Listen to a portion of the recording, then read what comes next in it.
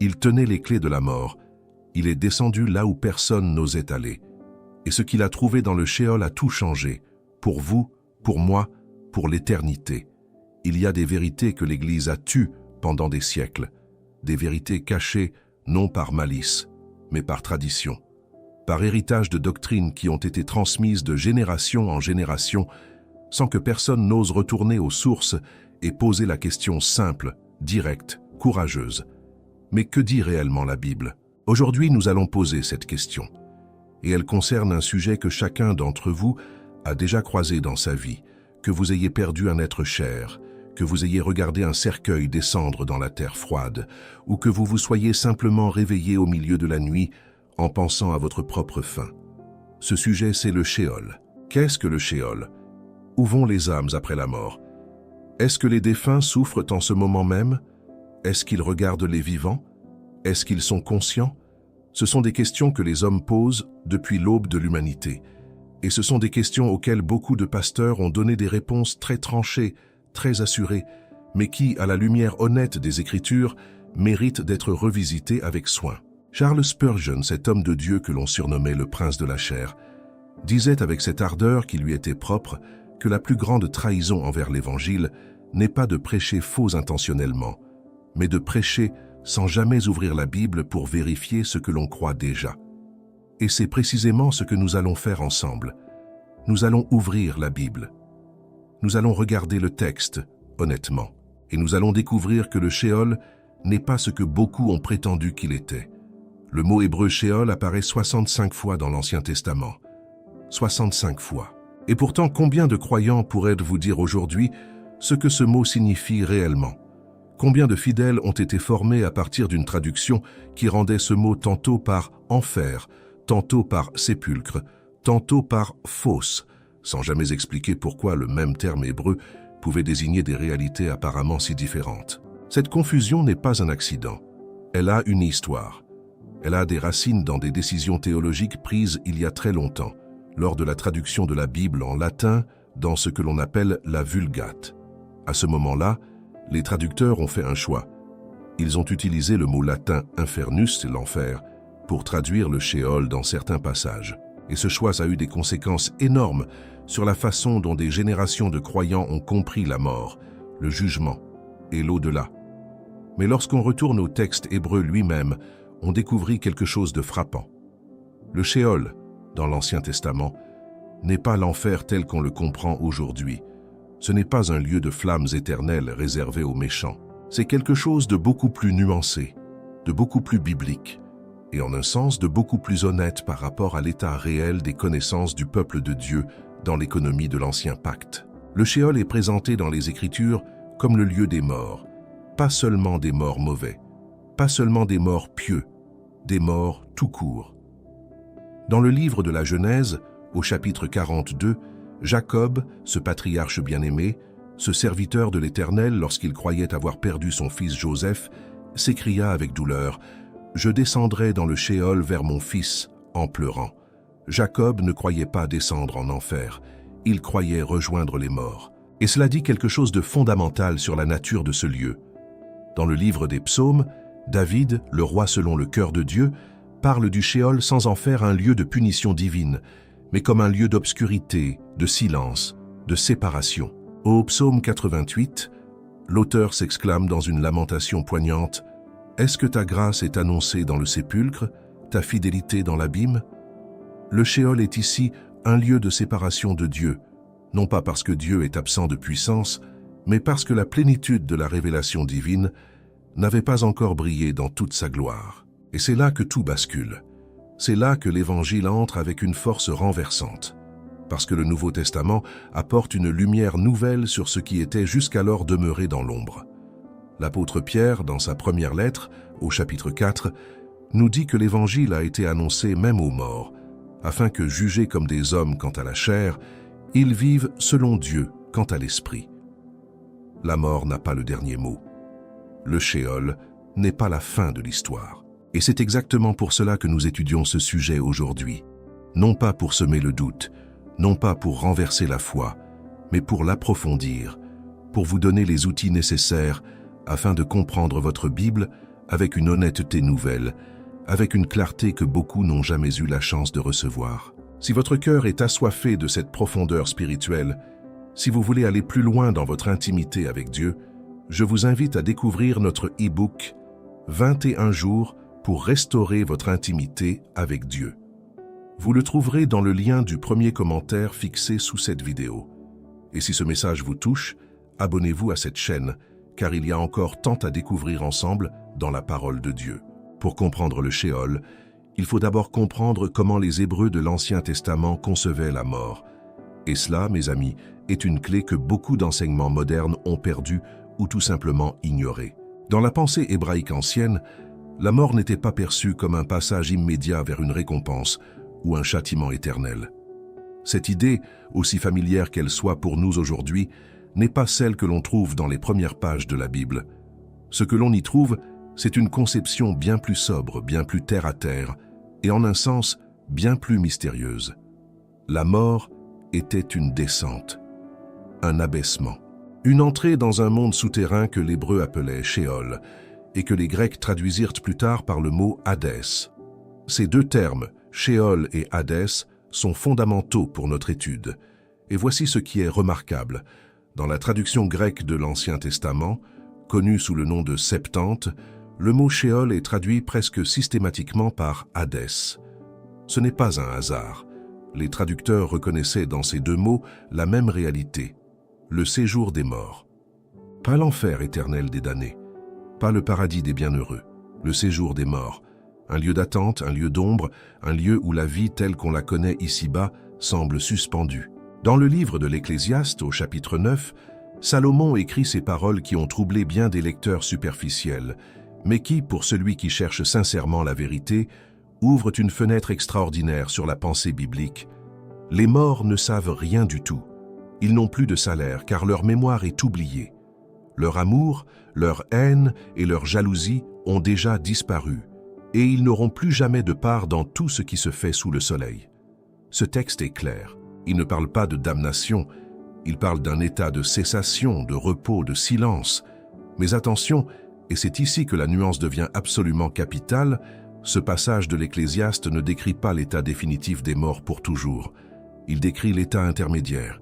Il décrit ce que la mort représente avant la résurrection, avant le jugement, avant la consommation finale des choses.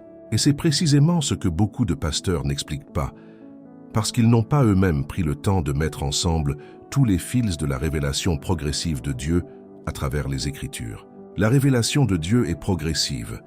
C'est un principe fondamental pour quiconque veut lire honnêtement la Bible. Ce que Moïse savait de la vie après la mort était moins complet que ce que David savait. Ce que David savait était moins complet que ce que les prophètes savaient. Et ce que les prophètes voyaient de loin, le Nouveau Testament l'a révélé en pleine lumière, grâce à la résurrection de Jésus-Christ. L'apôtre Paul le dit avec une clarté absolue dans sa deuxième lettre à Timothée, au chapitre 1er. C'est lui qui a détruit la mort et mis en lumière la vie et l'immortalité par l'Évangile. Avant la résurrection du Christ, la mort était encore enveloppée de mystères.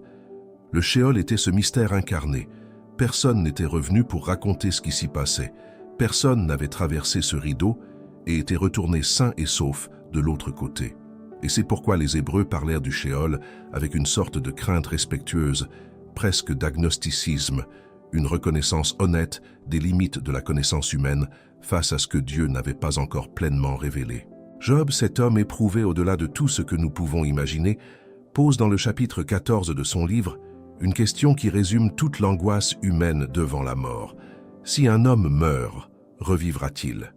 Et ce qui est magnifique, ce qui est profondément bouleversant, c'est que Job lui-même, malgré toute sa souffrance, malgré toute l'obscurité de sa situation, répond à cette question avec une foi étonnante. Il dit un peu plus loin dans ce même chapitre qu'il attend, qu'il espère que Dieu l'appellera et qu'il lui répondra. Job ne sait pas exactement ce qui l'attend, mais il sait que Dieu est là. Et cette confiance dans la fidélité de Dieu est déjà, en germe, toute la théologie de la résurrection. Voilà ce que le Sheol révèle de l'Ancien Testament. Une attente. Non pas une torture, non pas une célébration, mais une attente. Comme une graine dans la terre, qui n'a pas encore germé, qui n'a pas encore vu la lumière du soleil, mais dont la vie est intacte, préservée, gardé par la main du Créateur. Le Sheol était la terre, et la résurrection devait être le printemps. Et c'est précisément pour cette raison que l'enseignement populaire sur le Sheol est si insuffisant. Lorsque l'on dit aux fidèles que le Sheol est l'enfer éternel des méchants, on leur fait croire que le jugement final a déjà eu lieu, que les dés sont jetés dès l'instant du dernier souffle, et que toute la théologie biblique du jugement dernier, de la résurrection des morts, du trône blanc devant lequel tous comparaîtront, n'est qu'une formalité inutile. Or, ce n'est pas ce que la Bible enseigne. Dans le livre de l'Apocalypse, au chapitre 20, il est écrit que la mort et le séjour des morts, le Hadès, livrèrent leurs morts. Ce passage suppose que le Hadès contient encore les morts au moment du jugement dernier. Ce n'est donc pas l'enfer final, c'est l'antichambre du jugement. Cette distinction change tout. Elle change la façon dont vous lisez votre Bible. Elle change la façon dont vous priez pour vos défunts. Elle change la façon dont vous parlez de la mort à vos enfants, à vos petits-enfants, à ceux qui souffrent autour de vous. Parce que la mort, à la lumière de cette vérité, n'est plus une porte qui se ferme définitivement. C'est une porte qui attend l'ouverture finale, celle que seul Jésus-Christ peut accomplir. Et c'est vers cette lumière que nous marchons ensemble dans ce message, pas à pas, verset après verset, avec honnêteté, avec foi. Il existe un passage dans les évangiles qui a alimenté plus de débats théologiques que presque n'importe quel autre texte sur la vie après la mort. Un passage que vous avez probablement entendu citer en chair, que vous avez peut-être lu vous-même dans vos moments de réflexion et que beaucoup ont utilisé pour construire une doctrine entière sur la nature du Sheol. Ce passage, c'est la parabole de Lazare et de l'homme riche, que l'on trouve dans l'évangile de Luc au chapitre 16. Jésus raconte l'histoire d'un homme riche qui vivait dans le luxe et l'abondance, et d'un pauvre nommé Lazare, couvert de plaies, qui gisait à sa porte dans la misère la plus totale. Les deux meurent. Et c'est là que le récit prend une tournure que beaucoup ont interprétée comme une description littérale de l'au-delà. L'homme riche se retrouve dans les tourments, regardant de loin Lazare dans le sein d'Abraham. Il crie, il supplie, il demande une goutte d'eau pour rafraîchir sa langue. Mais Abraham lui répond qu'un grand abîme sépare les deux camps et que personne ne peut passer de l'un à l'autre. Ce texte est puissant, ce texte est bouleversant. Mais voici la question que tout lecteur honnête doit se poser. S'agit-il d'une description littérale et détaillée de ce qui se passe immédiatement après la mort, ou s'agit-il d'une parabole, c'est-à-dire d'un récit imagé utilisé par Jésus pour transmettre une vérité spirituelle précise sans que chaque détail soit nécessairement destiné à être interprété au pied de la lettre? Pour répondre à cette question, il faut d'abord comprendre comment Jésus utilisait les paraboles. Tout au long des évangiles, Jésus racontait des histoires pour illustrer des vérités sur le royaume de Dieu. Il parlait d'un père qui avait 2 fils. Il parlait d'un berger qui cherchait une brebis perdue. Il parlait d'une femme qui cherchait une pièce de monnaie. Ces récits mettaient en scène des personnages, des dialogues, des situations précises, non pas parce que ces événements s'étaient réellement produits de cette manière exacte, mais parce que le récit incarnait une vérité que Jésus voulait graver dans le cœur de ses auditeurs. Dans la parabole de Lazare et de l'homme riche, le message central est limpide. Les choix que l'on fait dans cette vie ont des conséquences éternelles. La richesse sans compassion est une route dangereuse. Et même si quelqu'un revenait des morts, ceux qui refusent d'écouter Moïse et les prophètes ne seraient pas convaincus. C'est d'ailleurs la conclusion même du récit. Si quelqu'un ressuscitait des morts, il ne se laisserait pas persuader. Une allusion prophétique à la résurrection de Jésus lui-même, que les chefs religieux refuseraient de croire malgré toute l'évidence. Ce message est le cœur de la parabole.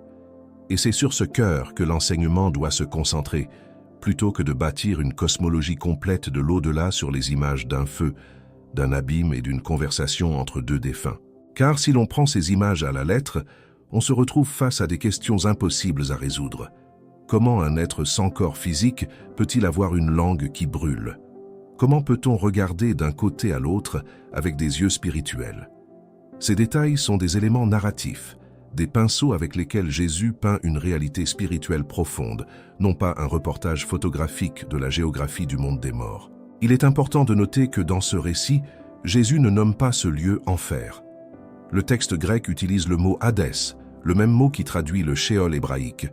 Ce n'est pas la géhenne, ce terme que Jésus utilisait pour parler du jugement final et de la destruction des impies. C'est le Hadès, le séjour des morts. Et si l'on prend au sérieux cette distinction, une distinction que le texte grec lui-même impose, alors la parabole ne décrit pas l'état éternel final des âmes, mais l'état intermédiaire, ce que les théologiens appellent l'état entre la mort et la résurrection. Et cela, mes amis, change profondément la lecture de ce passage. L'homme riche n'est pas encore dans l'enfer éternel du jugement final. Il est dans le Hadès, dans cet espace d'attente, de conscience de sa situation, mais pas encore devant le trône du jugement dernier. De même, Lazare n'est pas encore dans la Jérusalem céleste définitive. Il est dans le sein d'Abraham, une expression qui, pour les auditeurs juifs de Jésus, évoquait le repos, la paix, la communauté avec les pères de la foi, dans l'attente de la plénitude à venir. Le prophète Daniel, dans le chapitre 12 de son livre, nous donne une lumière supplémentaire sur cet état intermédiaire. Il écrit « Plusieurs de ceux qui dorment dans la poussière de la terre se réveilleront, les uns pour la vie éternelle et les autres pour la honte, pour la confusion éternelle. » Remarquez le mot utilisé, « dorment ». Ce n'est pas un langage de torture.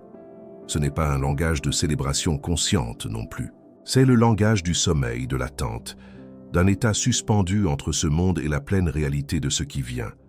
L'apôtre Paul reprend lui-même ce langage dans sa première lettre aux Thessaloniciens, au chapitre 4, lorsqu'il parle de ceux qui se sont endormis en Jésus-Christ et qui ressusciteront lors du retour du Seigneur.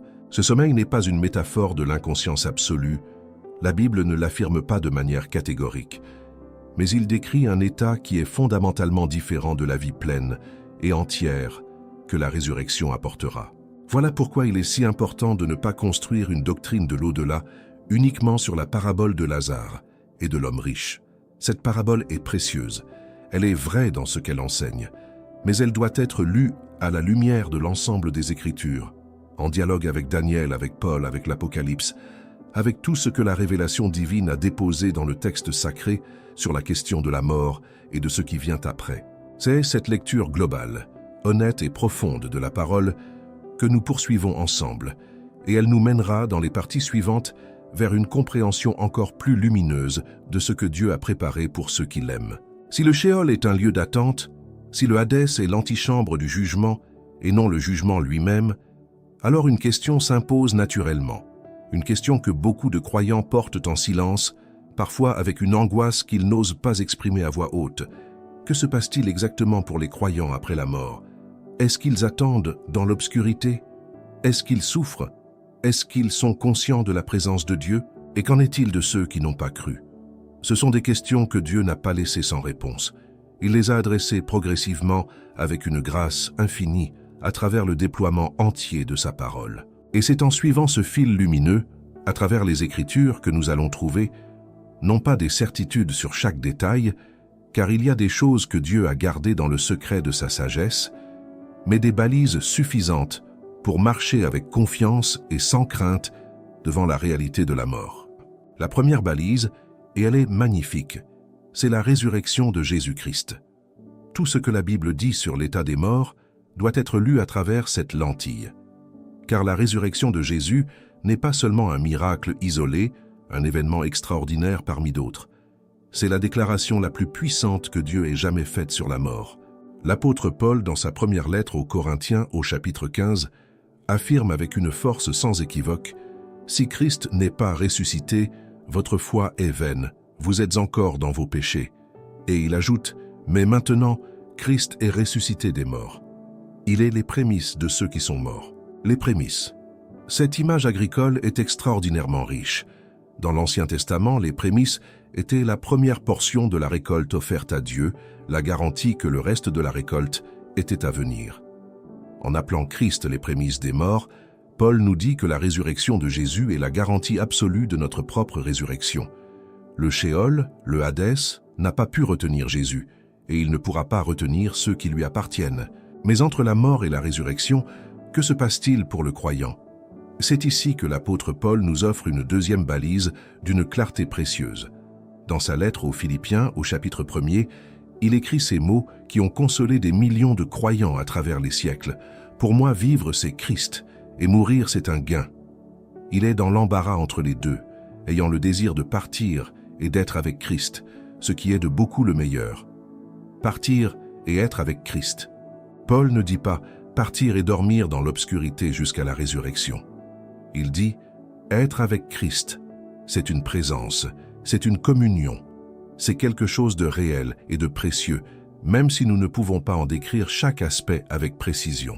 Et dans sa deuxième lettre aux Corinthiens, au chapitre 5, Paul pousse encore plus loin cette pensée lorsqu'il dit « Nous sommes pleins de confiance et nous aimons mieux quitter ce corps et demeurer auprès du Seigneur. » Quitter ce corps, demeurer auprès du Seigneur.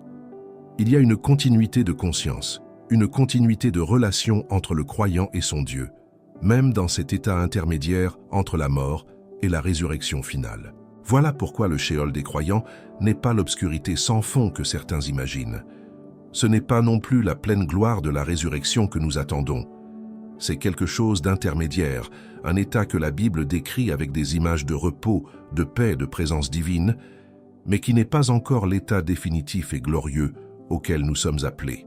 Comme un voyageur qui a terminé un long voyage difficile et qui s'est endormi dans une auberge chaude et accueillante, attendant le matin qui l'amènera enfin à sa destination finale. Maintenant, qu'en est-il de ceux qui meurent sans avoir cru, de ceux qui ont rejeté la grâce de Dieu? La Bible est honnête sur ce point, et nous devons l'être également. Le shéol pour ceux qui meurent dans le rejet de Dieu n'est pas présenté comme un lieu de fête ou de repos. Mais il est également important de souligner que la Bible réserve le jugement éternel final, ce que Jésus appelait la géhenne, le lac de feu dans l'Apocalypse, à un moment qui n'est pas encore advenu pour quiconque. Le jugement final aura lieu après la résurrection générale devant le grand trône blanc décrit dans l'Apocalypse au chapitre 20. Avant ce jugement, les morts sont dans le Hadès, dans cet état d'attente que nous avons décrit. Cela ne diminue pas la gravité du péché. Cela ne minimise pas l'urgence de l'Évangile.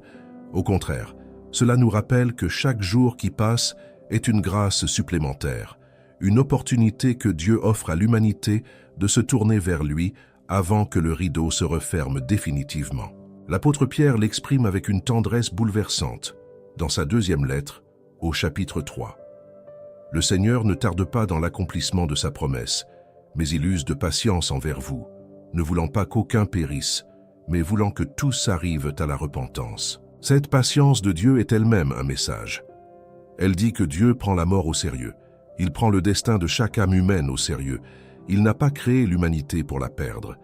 Il a envoyé son Fils dans ce monde précisément pour briser la puissance du shéol, pour arracher l'humanité à cette obscurité et pour ouvrir une voie vers la vie qui ne connaît pas de fin.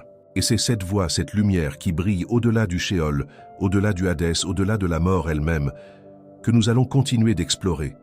Car la compréhension du shéol n'est pas une fin en soi. Elle est un chemin vers une vision plus grande, plus glorieuse, plus transformatrice de ce que Dieu a préparé pour ceux qui l'aiment et qui marchent dans sa lumière jusqu'au dernier souffle de leur vie ici-bas. Nous avons vu que le shéol n'est pas l'enfer éternel.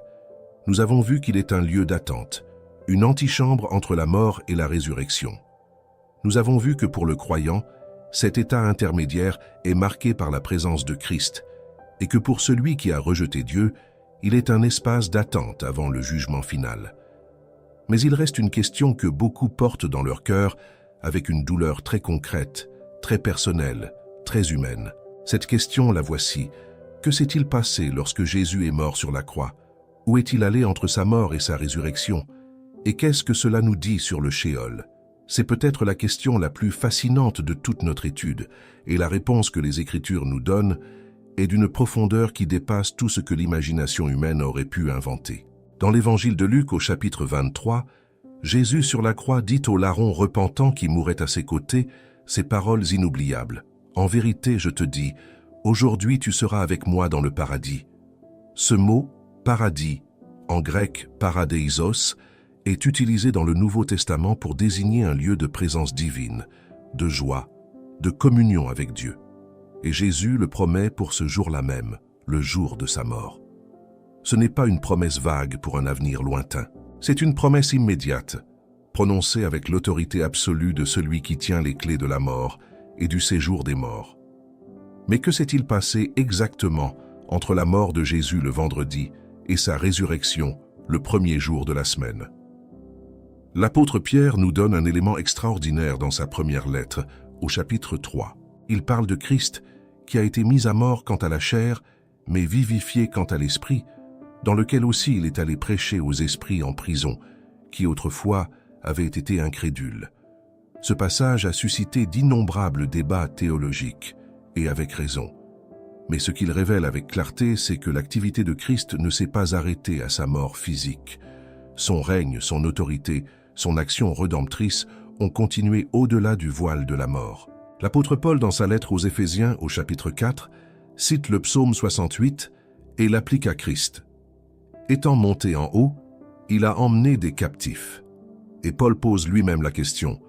Or, que signifie monter, sinon qu'il était aussi descendu dans les parties inférieures de la terre? Cette descente de Christ dans les parties inférieures de la terre, que beaucoup de théologiens ont compris comme une référence au Sheol, au Hadès, n'est pas une descente dans la défaite. C'est une descente dans la victoire. C'est le roi des rois qui entre dans le domaine de la mort non pas en captif, mais en conquérant. Et le livre de l'Apocalypse, au chapitre 1er, confirme cette victoire avec des mots qui font trembler et qui réconfortent à la fois. Jésus dit « Je suis le premier et le dernier, et le vivant. J'étais mort, et voici, je suis vivant au siècle des siècles, et je tiens les clés de la mort et du séjour des morts. » Les clés. Dans la symbolique biblique, tenir les clés d'un lieu signifie avoir l'autorité absolue sur ce lieu, avoir le pouvoir d'en ouvrir et d'en fermer les portes. Jésus-Christ tient les clés du Hadès. Le Sheol n'est plus un royaume autonome, une puissance indépendante qui avale les âmes humaines sans rendre de compte à personne. Il est sous l'autorité du ressuscité. C'est cette vérité qui transforme radicalement la façon dont un croyant doit envisager la mort. Non pas avec une insouciance légère qui ignore la gravité de la séparation d'avec les êtres aimés, d'avec ce monde que l'on connaît et que l'on aime, mais avec une confiance profonde, ancrée dans la certitude que celui qui tient les clés du séjour des morts est aussi celui qui nous a aimés jusqu'à donner sa vie pour nous. La mort n'est plus une puissance à laquelle nous cédons sans recours. C'est un passage que Christ a traversé avant nous, pour nous, et que nous traverserons un jour dans sa compagnie. Le prophète Osée, dans le chapitre 13 de son livre, avait déjà entrevu cette victoire avec une acuité prophétique bouleversante lorsqu'il écrit au nom de Dieu « Ô mort, où sont tes fléaux? Ô séjour des morts, où est ta destruction ?» Et l'apôtre Paul reprend exactement ces paroles dans sa première lettre aux Corinthiens, au chapitre 15, comme un cri de triomphe jeté à la face de la mort vaincue. « Ô mort, où est ta victoire?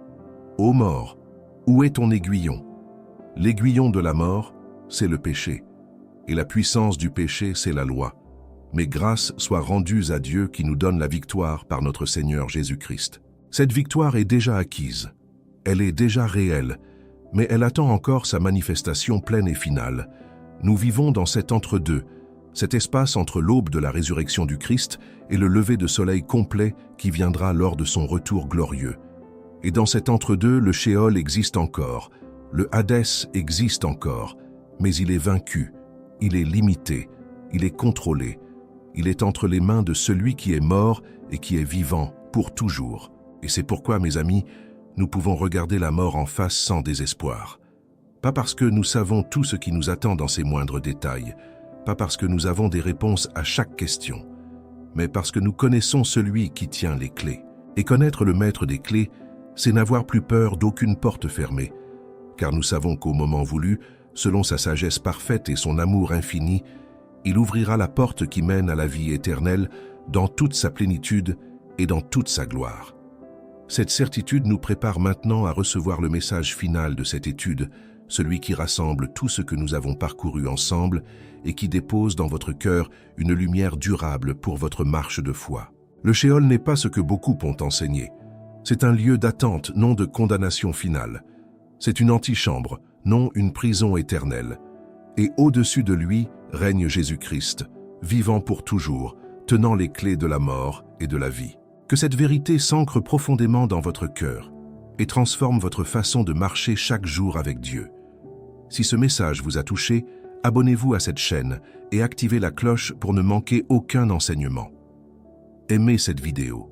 Laissez un commentaire avec ce que Dieu a déposé dans votre cœur aujourd'hui et continuez à regarder les prochaines vidéos qui apparaîtront sur votre écran. Et si vous désirez approfondir votre intimité avec Dieu, notre e-book 21 jours pour restaurer votre intimité avec Dieu vous attend dans le lien du premier commentaire fixé. Merci d'avoir été présent. À très bientôt.